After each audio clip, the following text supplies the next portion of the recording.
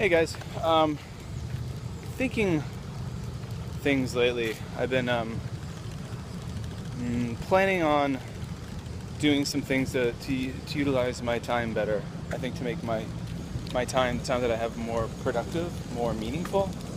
Um, and that is to say that I'm going to kind of merge the knowledge I have of technology and stuff with history and maintaining history, keeping history alive in a way, keeping resources accessible to people out there, to newer generations. And it's also kind of like the maintaining a legacy, that kind of thing. So what I'm talking about is, and this is I think this fall, a project that's probably going to take me away from YouTube even more. Yeah, I'll still make videos because you guys, because I enjoy sharing with all of you, what I do here and the things I experience, and I always want to help you guys out there. You guys who are interested in coming to Japan or Asia to work, to live. That's why I wrote my ebook a couple of years ago, Teaching in Asia Tales and the Real Deal. And that's kind of in a way part of my kind of legacy too. As I get older, when I'm an old fart, my kids can look back at my life and see what Daddy did. He wrote a book, and I'm hoping there will be more in the future, not about different topics. My Just Japan podcast, they can sit back one day and be able to listen to their old man, listen to their dad talk to people about interesting things. Maybe one day when I'm gone, there's a legacy there for them, a resource to sit back and they can, listen to their father interview people about interesting things and listen to their father tell stories. Now, that's talking about my legacy, and hopefully my legacy will grow and grow, and I'll be able to do more meaningful things. But I'm talking about like maintaining family legacy and legacy of, my dad's legacy. Don't worry, my dad's okay. No worries, he's healthy and at home in Canada, being awesome as usual. But when my father was my age, maybe even younger, he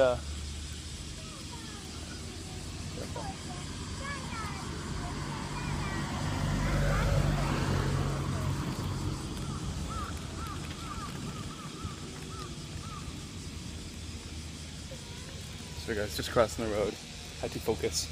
There's no crosswalk on this road, and I'm with my precious little one. So, so when my father, 25 years ago or so, my father wrote a series of books. So I grew up in this very small town called Louisbourg in Nova Scotia, which has an amazing history. I mean, it was the capital of New France at one point. There were two major battles fought there, New Englanders versus the French, and then the British versus the French in the 18th century for, control of North America. So it's a pretty impressive place. Now there's a National Historic Park there, or a National Historic Site now. And my father was a career Parks Canada guy, and he worked there. And so aside from maintaining the history of our country, of Canada, my dad also was very interested in other aspects of the history of the town. So outside of work, as a hobby, he researched a lot of very interesting topics.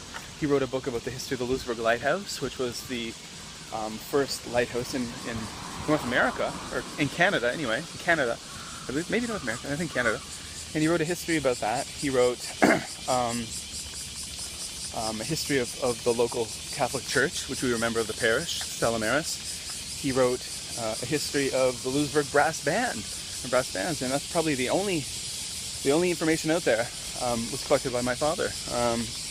He wrote a history of the Louisbourg Fire Department. Now, mind you, my father even said that was 20 years ago or 25 years ago, so obviously things have changed, but there's a great base there. And I want to ensure that people out there, even if it's not that many, I'm sure there will be a few who are interested in being able to access that historical information that my father was able to put down on paper. So his books are, of course, and this was long before Microsoft Word, before the internet was accessible to regular Joes. He put these together. So what I'm hoping to do is I've asked my dad to get me copies of these books, and I'm going to create digital material. I want to scan these in the PDF form. I want to make them into ebooks.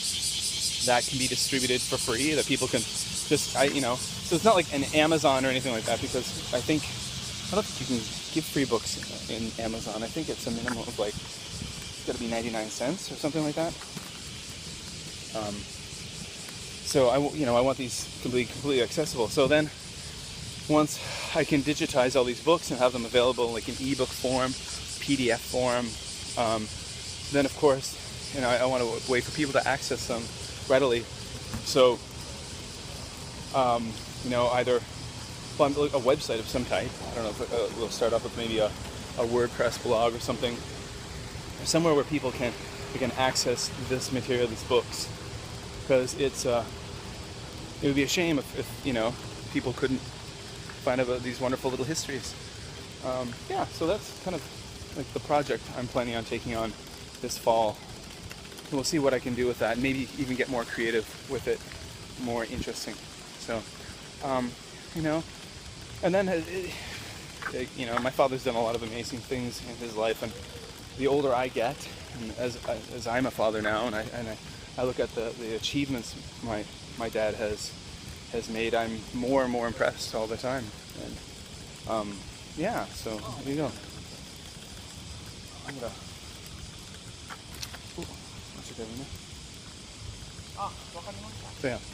So there you go.